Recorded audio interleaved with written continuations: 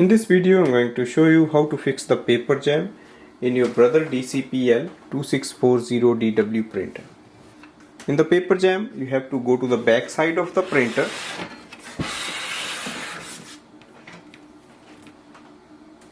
At the back, you will see there is a door here. You just have to pull it, and then you get access to take the paper out. If you see any paper stuck here, you can simply take it out and then close this section.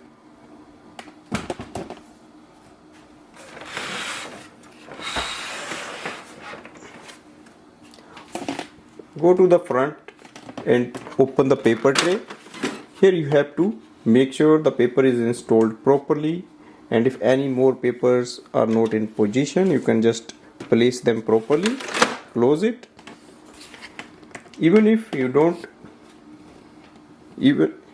even after this, if your printer still have problem, you can open the front chamber, remove the ink toner, make sure printer is switched off, have a look inside, and you can clearly see if any part of the paper is left here, you can just take it out manually from here, and then you can place the ink toner back.